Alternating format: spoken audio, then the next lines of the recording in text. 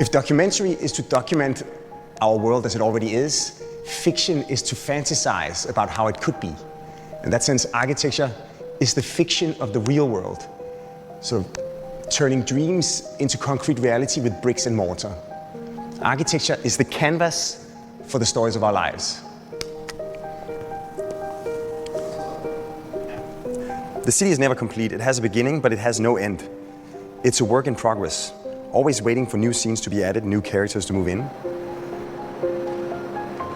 When I started studying architecture and told people what I did, the most frequently asked question was always, can you tell me why all new buildings are so boring? People had the idea that in the past buildings came with ornaments and decoration, moats, drawbridges, spires and gargoyles. Today they had been reduced to containers of space, boring and boxy. Somehow so many of our choices today tend to settle with reaffirming the status quo by replicating what's already there rather than inventing what could happen next. I decided I wanted to change that. In the movie Inception, the architects find that they can finally realize their wildest dreams because they're in fact designing inside a dream. The architect hero Cobb explains how he and his wife wanted to live in a house with a garden, but preferred to live in a high-rise. In real life, we would have to choose, he says, but in a dream, we could get it as we wanted it. We've made a building in Copenhagen called The Mountain, combining a parking structure and an apartment building.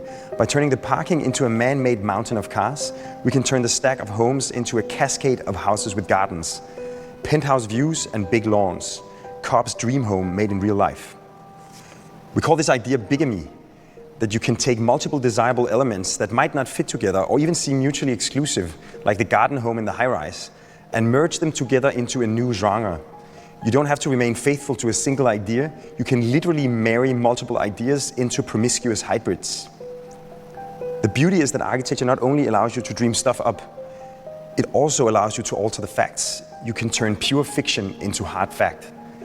We went on to imagine little tweaks of the status quo that now form everyday reality in Copenhagen and beyond. The 8 House is a neighborhood of townhouses where you can walk and bicycle from the street to the penthouse, turning a city block into a Mediterranean mountain town of paths and squares. The Harbour Bath brings the beach into the heart of the city, realizing the Parisian slogan of May 68, "Sous le pavé la plage." The Courtscraper combines the urban oasis of the courtyard with the extreme density of a skyscraper into a new warped hybrid of the two. Copenhill is a power plant that turns waste into electricity, and that is so huge that it's going to be the biggest and tallest structure in all of Copenhagen. How could we transform the stereotype of the power plant into a public amenity? We thought, Denmark is cold, we have snow, but no mountains. But we do have mountains of trash. So we wrapped the plant in a continuous envelope of a giant ski slope. This is only possible because the power plant is so clean. The smoke coming out of the chimney is completely non-toxic, only steam and CO2. So the top of the hill will feel fresh like mountain air.